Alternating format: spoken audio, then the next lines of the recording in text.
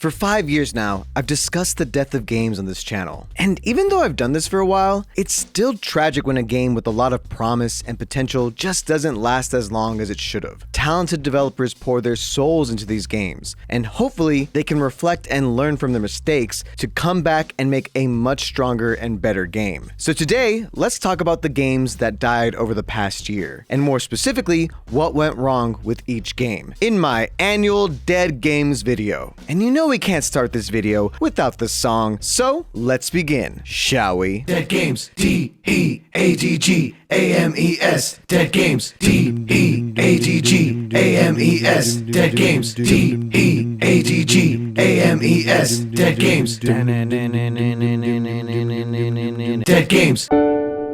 Spectre Divide is a 3v3 tactical shooter where you control two bodies at the same time, essentially giving you two lives. When I reviewed it, I personally really enjoyed its gunplay, art style, and original clone idea that was a fresh take on the tactical shooter genre. However, their initial launch couldn't retain players, and even after their console release, the developers at Mountaintop Studios decided to sunset the game. So, what went wrong? Also, I could not get any more footage of this game because nobody was playing it, and the server shut down completely a few days ago, so all the footage will be from my live stream that I did a few days ago, because that's all the footage I got, sorry. Well, right from the start, the game is competing with juggernauts like CSGO and Valorant, and it's becoming increasingly clear that breaking into the tactical shooter space is very difficult. And while their core mechanic of having two bodies to work with was cool, it just wasn't enough to convince many people to play this game over its competitors. The gunplay was a lot more simplified, which was broadly more appealing, but could make the game feel less competitive, which is a lot of the appeal of a tactical shooter. Another issue was their very weak initial launch. When the game came out on September 3rd, there really wasn't much content at all. There were only a few maps, and most of the cool abilities were locked and could only be unlocked after playing quite a bit. The game was free to play, but it didn't give players much reason to purchase anything, as the cosmetics were very overpriced, especially because you would need twice the amount of cosmetics to make your two different characters look cool. And on top of all that, they didn't launch with a battle pass. It was all just a bit undercooked. But honestly, one of the biggest issues was the game's heavy ties to the streamer Shroud. Shroud was the main marketing tool for the hype the game got in the first place. He dropped a video called "We're Launching a New Game," where he showcased Spectre Divide and explained how he was actively involved in the development of this game. So although he wasn't necessarily part of the development team, everyone associated Spectre Divide with Shroud, with most people calling it Shroud's game. So when a few days before Spectre Divide officially came out and Shroud was mostly playing Deadlock and saying that Deadlock is going to easily take over, it definitely did not help with the success of Shroud's game.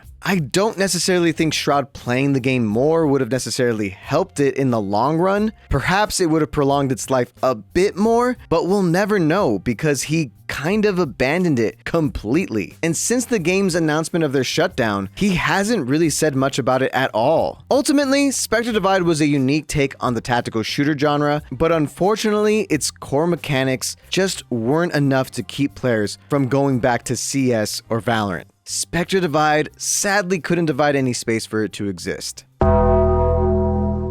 Dead Games. XDefiant is a class-based arena shooter made by Ubisoft. It was essentially like Call of Duty, but with factions based off Ubisoft games like Ghost Recon, Watch Dogs, and Far Cry. It had all of the best elements of a great Call of Duty game. Great gunplay, movement, and even no skill-based matchmaking. But on December 3rd, 2024, the developers announced that they were shutting down the game completely. So what went wrong? Well, right off the bat, this game was competing with Call of Duty. Call of Duty releases slop every single year for a $60 plus price tag, and it always sells. It was going to be an uphill battle for XDefiant, even if their game was free. On top of that, XDefiant suffered from being very visually unappealing. It just looked way too similar to Call of Duty, which isn't a compliment. I think Call of Duty's visuals have felt dated for a while, and this game being more gritty and realistic visually was not a great way to stand out. I think with a much more distinct and unique art style, the game could have popped more and appealed to people tired of the same military shooters. This is apparent with the map designs, which played well but looked like a Call of Duty map. Each of these maps could easily have been in any any of the last 10 Call of Duties. And this visual issue is even more apparent with the faction designs. They felt boring and uninspired, as most of them were based on Tom Clancy games. The Far Cry characters stood out a bit more, but still I couldn't see anyone attaching themselves and being fans of any of these factions. It sucks because after they announced the game's cancellation, X-Defiant released the rest of the factions that they were going to release in the future, which included a futuristic Far Cry cyborg and an Assassin's Creed faction, both of which look and play super unique. They have some of the most insane mechanics, with the Assassin's Creed class in particular having one of the coolest ultimates of all time.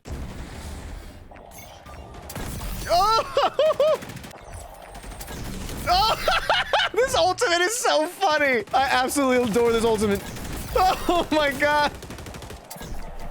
Oh, Jesus! Oh my god! That ultimate is insane and it's so fun. Why was this not released sooner? If they just went more all in on the goofy and unrealistic sides of their IP, I think this game could have had a lot more success. Like, come on, why didn't they have a Just Dance faction or a Rabbids faction? Also, in general, I was never a fan of the factions. Really, they should have just made this a hero shooter. It would have helped people attach to individual characters, which incentivizes people to purchase cosmetics and grind out the game, which is important for a free-to-play title. Hero shooters are hot, and faction shooters, they don't exist for a reason. X-Defiant just couldn't compete with Call of Duty, even at the whopping price of free. X-Defiant sadly couldn't X-defy the odds.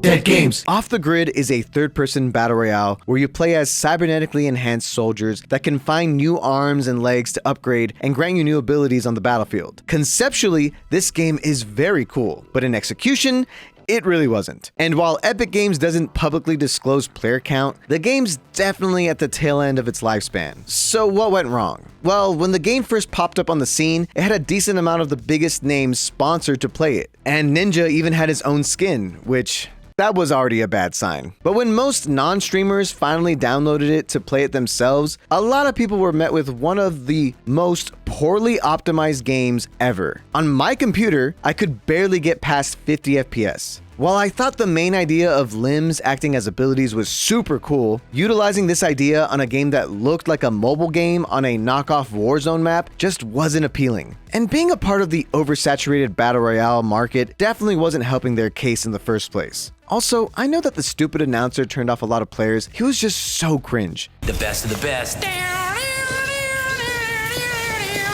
look at me, welcome to me, fans. Click me, like me. I don't care, watch me, don't watch me. I'm over this whole thing. It hurt my soul when he spoke. But of course, what turned off most players from even downloading this game in the first place is that it's a Web3 game, aka a crypto game, with their own crypto called Gun. Yeah, Gun.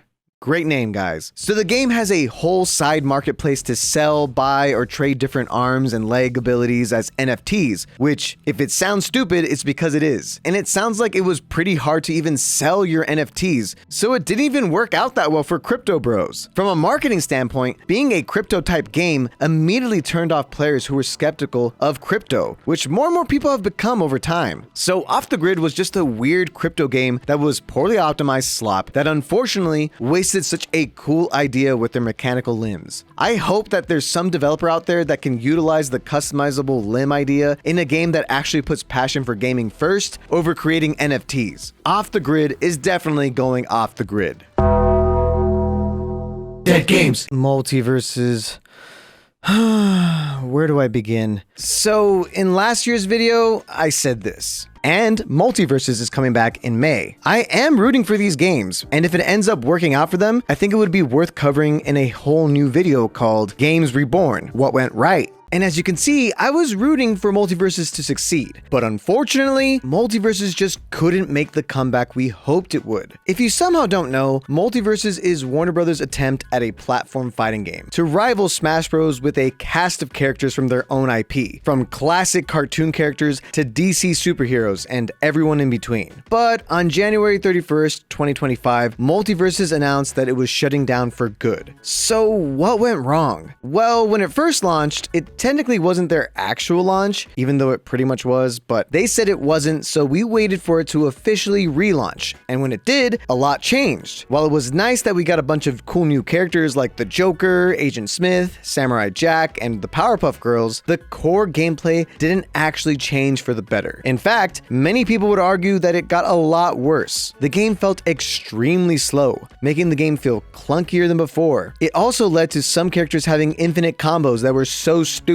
But really, even if the gameplay stayed the same as it was before, it wouldn't have changed anything, because fundamentally, this game was flawed from the start. The gameplay was just not that great. The mechanics felt spammy and simple in a kind of bad way, where it made the end result seem cheap. I really don't understand why more games don't follow the Smash Bros formula to a T. Rivals of Aether 2 is a platform fighting game that feels incredible to play, because it took all of the good from Smash and utilized it well, while adding some of their own mechanics. Multiverses really thought it could do its own thing completely, but its own thing was just worse. Then you top that all off with extremely greedy microtransactions, and now you got a recipe for failure. It's unfortunate that Multiverses couldn't learn from their mistakes the first time, and now this game is one of the first ones to die twice in a row. On the bright side, there are people working on a cool Multiverses mod called Multiverses Infinite, which is just a community of people trying to make Multiverses the game it should have been in the first place. And I'm extremely excited for it. It could end up being like the Project M of Multiverses, and if you haven't played Project M or Project Plus, those mods are awesome. The developers of those mods cooked so hard. You can play as like Knuckles in that game. You can't play as Knuckles in any Smash Bros game. But overall, Multiverses is out of the multiverse of gaming for good.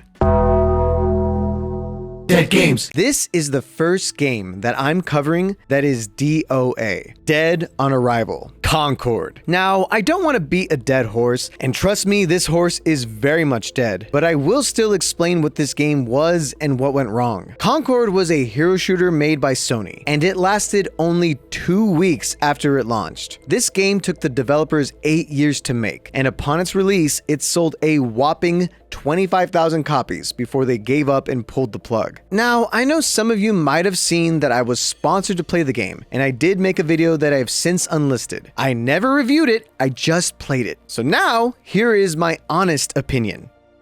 It was okay. Don't get me wrong, it was never going to be like the next big thing, but I feel like people think it was the spawn of Satan by the way they talked about it. There were a lot of things that this game did wrong, but it wasn't a 0 out of 10. So let's talk about some of the things that they did wrong, with a big one being the character designs. They were generic, basic, and also pretty ugly. For a hero shooter to survive, they needed to have some banger designs, and almost all the characters kinda sucked. Except for you, One-Off, you get the pass. There's actually some cool videos of people redesigning Concord characters, and you can totally see how the game could have vastly improved on that front. But I think their crucial misstep was also releasing at a $40 price point. What? This game might have had a chance if it went the free-to-play route, because its main gunplay and core mechanics weren't that bad, and I think more people would have at least tried it once. But because it was $40, most people never even gave it a shot. I also do think Concord was one of the first targets of the strange online mob that hates woke or anything that might be woke, and because Concord put pronouns in their character selection, that was too woke, so you had these weirdo grifters with a hate boner ready to tear it down no matter what. Don't get me wrong, it deserved to be criticized, and it's not that great of a game. But if your main reason for not liking the game was that's just a dumb reason. And now we're seeing these same dumbasses compare Marathon to Concord. Like, dude, these are clearly not the same. These online grifter type people clearly don't play games. And it's annoying how video game discourse has devolved this hard. Anyways, my point is, Concord was a mid game that probably would have died regardless. But I felt like the hate it got was so overblown. It was wild. But like, come on, Sony. That was really cocky of you to slap Concord on the Amazon video game show. Like, they really thought this would be the next Overwatch. Why? So Concord just didn't strike a chord with